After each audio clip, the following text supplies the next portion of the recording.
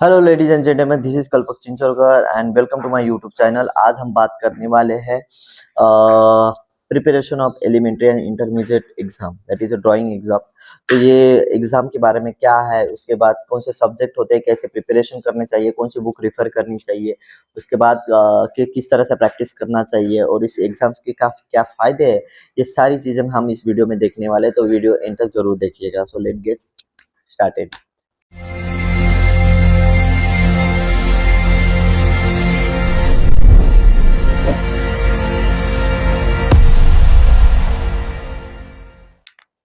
सो so ये exam तकरीबन central government के थ्रू कंडक्ट की जाती है, जहाँ पे आपको तकरीबन सितंबर मंथ के अंदर ये एग्ज़ाम होती है और इसके फॉर्म जुलाई से स्टार्ट होते हैं। कहाँ पे भी लो, आपके शहर में, आप स्कूल में आप अपने ड्राइंग टीचर से बात कीजिए, वो आपको पूरे इस बारे में इंफॉर्मेशन देते हैं कि सितंबर, और ये कंफर्म होता है कि सितंबर मंथ में ही होता है।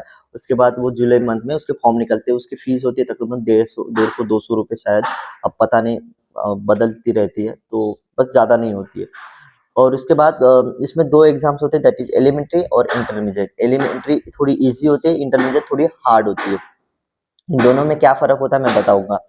सो एलिमेंट्री और इंटरमीडिएट दोनों में 4 सब्जेक्ट होते हैं, ओके?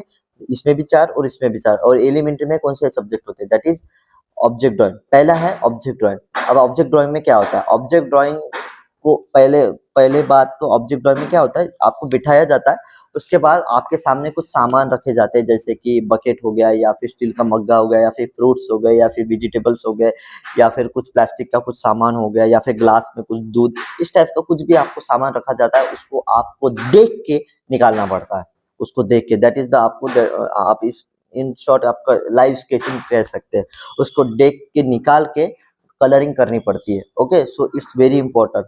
पर याद रखिएगा, इसको आपको वक्त होता है 2 ढाई घंटा, ओके? तो आपको तकरीबन आधे घंटे के अंदर ड्राइंग करना होता है इसको, और 2 घंटे के अंदर थोड़ा सा कलरिंग करना होता है। और इतना हार्ड ये नहीं होता, आप जितनी ज़्यादा प्रैक्टिस करेंगे आपका उतना वर्क अच्छा होगा। सो इस पे प्रैक्टिस करना काफ़ी इंपॉर्टेंट होता है। उसके बाद नेक्स्ट सब्जेक्ट के बारे में बात करेंगे, that is a memory drawing. Memory drawing is very important and also difficult also। अब ये इम्पोर्टेंट और डिफिकल्ट क्यों है? As a future point of view memory drawing की काफी इंपॉर्टेंट, इसी के थ्रू आप स्केचिंग वगैरह कर सकते हैं। अब जैसे कि इसमें होता क्या है, मेमोरी ड्राइंग में क्या होता है, आपको एक टॉपिक दिया जाता है, जैसे कि draw the boys playing the football, या फिर ड्रॉ द दिवाली सीन, या फिर 3 टिप दिए जाते हैं ऑप्शन में, और इसमें से एक निकालना होता है। या फिर कुएं में से पानी भर रहे हैं कुछ औरतें, इस टाइप के कुछ आपको टॉपिक्स होते हैं। तो इसमें से आपको जो भी अच्छा लगे वो जल्दी से सिलेक्ट करके ड्रॉ करना होता है। तो ये काफ़ी इम्पोर्टेंट होता है। तो फिर इसको ध्यान में रखिए, आपको इसके लिए वक़्त होता है सिर्फ़ 1.5 घंटा, सॉरी 2 घंटा, सॉरी 2 घंटा वक़्त होता है। तो इसमें आधे घंटे में आपको ड्राइंग करना होता है। 1.5 घंटे के अंदर आपको तकरीबन कलरिंग करवा दीजिए, और उसमें अगर 5-10 मिनट मिले तो और आउटलाइन करवाना, क्योंकि ये इम्पोर्टेंट होता है, थोड़ा-सा पिक्चर को गेटअप मिलता है। तो आपको इसमें इस सब्जेक्ट में, तो इस टॉपिक में सबसे ज़्यादा मेहनत करनी पड़ेगी मेमोरी ड्राइंग में, क्योंकि मेमोरी ड्राइंग काफ़ी इंपॉर्टेंट होता है। और as a point of view live sketching अगर आप फ्यूचर में करते हो तो उसके लिए भी इंपॉर्टेंट होता है। The next subject is that is third, that is design. तो डिजाइन में क्या होता है कि आपको ये डिजाइन थोड़ा हार्ड ही होता है as compare to the intermediate. Sorry. तो डिजाइन में क्या होता है, आपको एक क्वेश्चन दिया जाता है कि draw square, and in which you have to draw the 3 unequal sizes circle, or and 2 rhythmic lines and 1 butterfly and 2 flowers like that। और ये सब आपको एक में के मतलब कोलैब करके ये सब ड्रॉ करके कलरिंग करना होता है। तो फिर मतलब आपको इसके इमेजेस में वीडियो पे दिखा दूंगा डिस्प्ले करके, तो वो आपको ड्रॉ करना होता है। तो ये इजी होता है, इसमें के ज़्यादा मेहनत नहीं लगती। इसको भी 1.5 ढाई घंटा होता है। तो इसको आपको करना क्या होता है, उसमें आपको ये स्क्वायर जो उसके डायमेंशन दी होती है, स्क्वायर की जितनी बनानी है उतनी, उस पे आपको डायमेंशन देख के उसमें वो सारी कंटेंट चीज़ें बना के उसको कलर करना होता है। तो याद रखिए ड्राइंग के लिए आप ज़्यादा वक़्त नहीं लीजिए, आधा घंटा इज़ इनफ और ज़्यादा से ज़्यादा आपको वक़्त लगे तो 50 मिनट्स और ज़्यादा तो 45 मिनट्स में ये सारी चीज़ें होनी चाहिए। उसके अगर आप 1 घंटा अगर आप सिर्फ़ ड्राइंग पे करते होगे तो आपका टाइम मैनेजमेंट नहीं होगा। उसके बाद the last topic is going to that is the plane geometry and lettering. अब प्लेन ज्योमेट्री और लेटरिंग मतलब ज्योमेट्री में क्या होता है, आपको कुछ एक सम दिया जाता है जैसे कि ड्रॉ द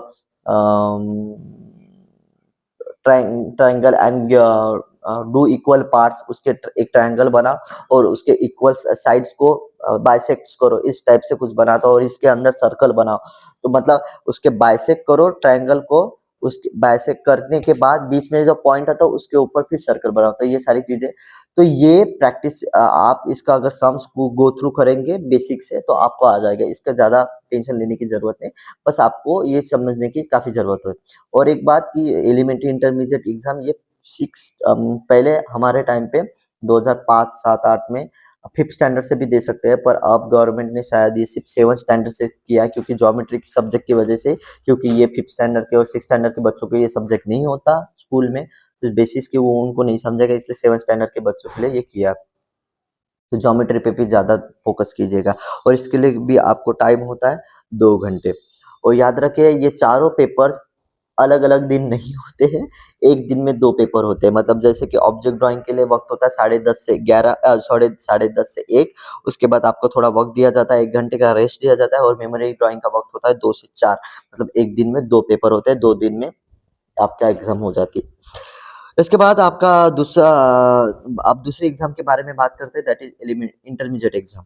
इंटरमीडिएट में जो पहला सब्जेक्ट होता है that is still life. Still life है is same with the object drawing. जो ऑब्जेक्ट ड्राइंग होता है उसी के साथ सेम होता है, सिर्फ़ इसमें फ़र्क क्या होता है, आपको सिर्फ़ ऑब्जेक्ट वगैरह दे दिए जाएँगे पर आप जो ऑब्जेक्ट्स तो दिए जाएँगे उसके बाद आपको कलरिंग तो करना है, बट सेम जो ऑब्जेक्ट्स आपको जिसके ऊपर रखे होते हैं, एक कपड़ा होता है और इसमें ऑब्जेक्ट थोड़े से ज़्यादा होते हैं, ओके? तकरीबन 4 से 5 ऑब्जेक्ट्स होते हैं। तो उसमें आपको जो पीछे भी एक कपड़ा होता है और नीचे भी एक कपड़ा होता है, तो वो कपड़े को भी कलर करना होता है। तो ये सारा वक़्त उसमें तो ये भी आपको इंक्लूडेड होता है इंटरमीडिएट और इसको आपको वक़्त होता है 3 घंटे। ओके, तो 3 घंटे में आपको ये ड्रॉ करके कलर करना होता है विथ दैट क्लॉथ एंड नीचे का क्लॉथ। तो ये इम्पोर्टेंट है, आपको मैं फ़ोटो इमेजेस यहाँ पे डिस्प्ले करवा दूँगा। उसके बाद बात करते हैं मेमोरी ड्राइंग की। मेमोरी ड्राइंग में भी आपको ये जो सेम है या पहले से और सेकंड कंपैरिजन में सेम होता है। सिर्फ़ पहले एलिमेंट्री और इंटरमीडिएट में सिर्फ़ डिफरेंस ये होता है कि आपको अ, जो टॉपिक्स होते हैं इंटरमीडिएट के वो थोड़े से हार्ड होते हैं। जैसे कि अगर आपको इंटरमीडिएट में थोड़ा-सा रेलवे सीन बनाइए, रेलवे के सीन्स काफ़ी मतलब ट्रेन बनाना है और रेलवे स्टेशन के पास के फिर कितने सारे लोग या फिर कोई भीख माँग रहा हो उस टाइप का। तो काफ़ी ऐसे चीज़ें होती हैं, तो ये इस टाइप के जो मुश्किल होते हैं, मुश्किल से टॉपिक्स वो इंटरमीडिएट में होते हैं। तो इंटरमीडिएट में इस तरह के टॉपिक होते हैं, उसमें से 3 टॉपिक्स 3 दिए जाते हैं, उसमें से 1 निकालना होता है। इसके लिए भी आपको वक़्त 2 ही घंटे है, तो आप आधे घंटे के अंदर आपको ड्राइंग निकालना है और उसके बाद कलर करना है। नेक्स्ट बात करते हैं डिज़ाइन। इस डिज़ाइन में क्या होता है, आपको एक पहले से थोड़ा-सा डिफरेंस होता है। इस डिज़ाइन सब्जेक्ट में क्या होता है, आपको एक पॉट दिया जाता है, मतलब पॉट निकालना होता है, या पॉट निकाला है या फिर हैंगर है फैन निकाले या फिर हैंग बैग वगैरह इस टाइप से और उसके अंदर डिज़ाइन निकालनी होती है, जैसे फ्लावर की वगैरह-वगैरह। आपके इसके फ़ोटो भी मैं आपको डिस्प्ले करवा दूँगा, तो फिर उसको कलर करवाना होता है आपको। मतलब अगर आप वो कुछ पॉट बनाते हो या फिर ये बनाते हो, उसके अंदर थोड़ा फ्लावर की डिज़ाइन थोड़ा-सा जितना आपको क्रिएटिविटी आपको लगता है, आप कर सकते हो उतना कर कीजिएगा, काफ़ी इम्पोर्टेंट होता है। उसके बाद 4th ड्राइंग होता है that is 4th subject that is plane geometry, solid geometry and lettering. हाँ, सॉरी, हाँ, लेटरिंग में एलिमेंट्री में बताना भूल गया।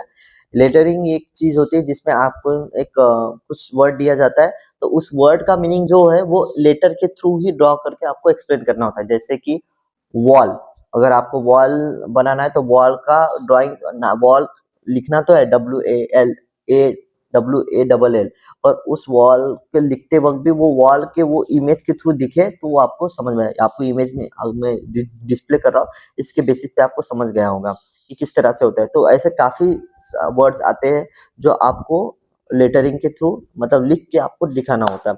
उसी के बाद प्लेन ज्योमेट्री, सॉलिड ज्योमेट्री। अब प्लेन ज्योमेट्री तो मैंने बता दिया, जो मैं पहले बता चुका हूँ डिजाइन इन एलिमेंट्री में। सॉलिड ज्योमेट्री क्या होता है? जैसे कि आपको अब ये कंटेनर लेते हैं। अब ये कंटेनर आपको अब इस व्यू से क्या दिख रहा है? एक रेक्टेंगल दिख रहा है। अगर मैं टॉप व्यू से देखूंगा, अगर ऊपर से, तो मैं ऐसा करता हूँ।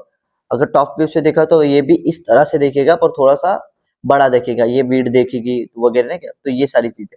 अगर मैंने इस व्यू से देखा, इस व्यू से, तो फिर ये होगा इस तरह से रेक्टेंगल दिखेगा। तो इसमें आपको क्या होता है, एक कौन सा भी ऑब्जेक्ट दिया जाता है, जैसे कि कोन हो गया, या फिर स्पीयर हो गया, या फिर सिलेंडर हो गया। तो सिलेंडर, तो वो चीजों के आपका टॉप व्यू, बॉटम व्यू और साइड व्यू, ये 3 व्यू आपको बनाने पड़ते हैं उस सॉलिड ज्योमेट्री में। और लेटरिंग का तो वही है कि जो कोई दिया जाता है आपको वो बनाना पड़ता है। तो ये होता है सॉलिड ज्योमेट्री में। तो ये सारे सब्जेक्ट आपको मैंने बता दिया, एलिमेंट्री और इंटरमीडिएट के किस तरह से होते हैं, और इसके लिए भी आपको वक्त होता है। डिजाइन के लिए भी 3 आवर और प्लेन ज्योमेट्री के लिए भी 3 आवर। तो अगर अब ये मैंने बता दिया, अब बात करते हैं इसके कलरिंग के बारे में, कैसे कलर यूज करने चाहिए। तो आपको कलर अगर यूज करना है तो मैं सजेस्ट करूंगा ऑब्जेक्ट ड्राइंग, मतलब स्टिल लाइफ और इंटरमीडिएट दोनों के लिए ध्यान दीजिए। Object drawing, still life and design, इसके लिए आप यूज कीजिए poster colours. Poster colour use किए, जिससे कि आपको थोड़ा सा मतलब पोस्टर कलर इसलिए सजेस्ट कर रहा हूँ कि पोस्टर कलर से आपका एक हैंड फ्री हो जाएगा, जिससे आपको थोड़ा कलर मिक्सिंग की आइडिया होगी। आप इसके लिए एक्चुअली कौन से भी कलर यूज कर सकते हैं, ऐसा कोई भी बैरियर नहीं है कि आप वाटर कलर ही यूज कीजिए, पोस्टर कलर यूज कीजिए, ऐसा कुछ भी नहीं। आप ऑयल पेस्टल्स भी यूज कर सकते हैं, जो आप ऑयल पेस्टल्स पता है आपको, वो यूज भी कर सकते हैं। पर मैं पर्सनली रिकमेंड करूंगा कि आप ब्रशेस वाले कलर ही यूज कीजिए, जैसे कि ऑयल पेस्टल और वाटर कलर, इसलिए क्योंकि आगे चल के आपको बड़ा अगर इसमें करियर करना हो तो इसमें आपका थोड़ा सा प्रैक्टिस होके रहे, जिसमें से आपको पता चले कि हम ब्रश कैसे पकड़ते कलर ही। तो इस पे ज्यादा ध्यान दीजिए कि आपको इसी बेसिस पे आपको प्रैक्टिस करना है। तो नेक्स्ट ऑब्जेक्ट ड्राइंग और डिजाइन के लिए आपको यूज करना है पोस्टर कलर।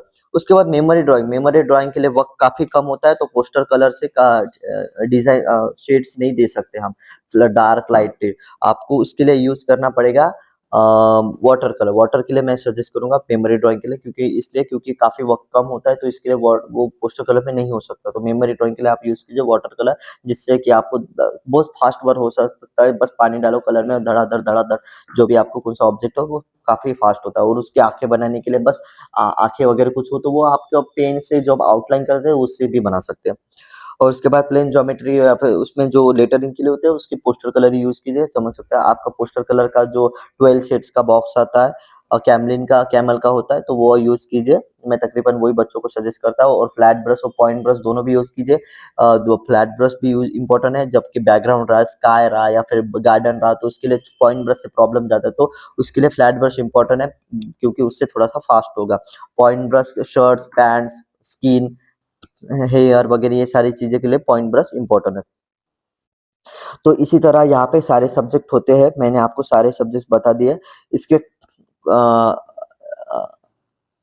हाँ, उसके बाद अब बात करते हैं इसके रिव्यूज के बारे में। अगर ये ग्रेड वाइज एग्जाम होता है, मतलब इसके बारे में बता दूं, ये ग्रेड वाइज एग्जाम होता है। अगर आप एलिमेंट्री इंटरमीडिएट दोनों एग्जाम देना इंपॉर्टेंट है। आप पहले साल एलिमेंट्री दीजिए, उसके बाद अगले साल इंटरमीडिएट दीजिए। ऐसा भी हो सकता है कि दोनों साल दोनों एग्जाम दे सकते हैं, पर मैं आपको सजेस्ट करूंगा पहले दोनों की अच्छे प्रैक्टिस कीजिए, तो फिर पहले एलिमेंट्री दीजिए, क्योंकि उससे आपको एक एक्सपीरियंस मिलेगा कि इंटरमीडिएट किस बेसिस पे होगी। तो इंटरमीडिएट फिर अगले साल दीजिएगा, अच्छे एक साल भर अच्छे से प्रैक्टिस कीजिएगा। एलिमेंट्री के अगर आपको ग्रेड होते हैं ए बी सी आपका ड्राइंग देख के, तो आपको बता दो ये जो ग्रेड होते हैं ये काफी इंपॉर्टेंट होता है। ये ग्रेड के बेसिस पे आपको 10th के एग्जाम में, जब आप 10th में जाओगे तब उसके मार्क लिस्ट आएगी, उसमें ये मार्क्स ऐड होते हैं। जैसे कि अगर आपको इस एग्जाम में सी मिला तो आपको मिलते हैं 3 मार्क्स। अगर बी मिला तो आपको मिलते हैं 5 मार्क्स। और अगर आपको ए मिला तो आपको मिलते हैं कितने मार्क्स? आपको मिलते हैं 7 मार्क्स, दैट इज़ तकरीबन 1% मिलता है। तो बेटर कि मैं आपको सजेस्ट करूँगा कि आप थोड़ा-सा इसको ए या बी ग्रेड लाएँ तो अच्छा रहेगा। और इसके लिए भी एक रूल है कि आप एलिमेंट्री, इंटरमीडिएट दोनों भी एग्ज़ाम देना कंपल्सरी है।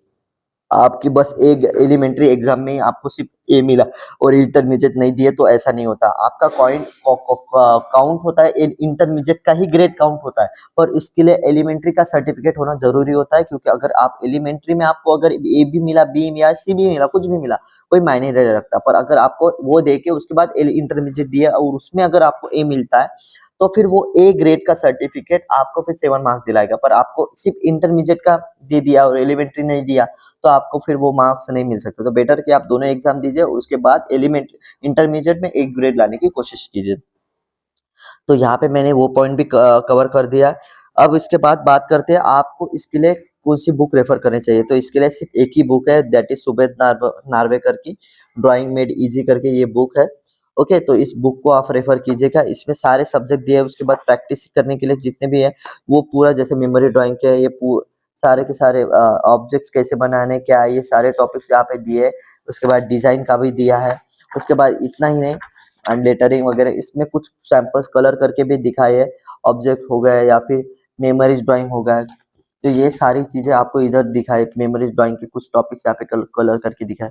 तो इसके लिए मैं आपको ये सजेस्ट करूंगा। ये तकरीबन 200 या 250 रुपए की बुक आती है, और ये मैं ऑनलाइन भी ले सकते हैं आप, या फिर आपके नजदीकी कोई शॉप होगी स्टेशनरी की, तो वहाँ पे भी आप ये ले सकती है।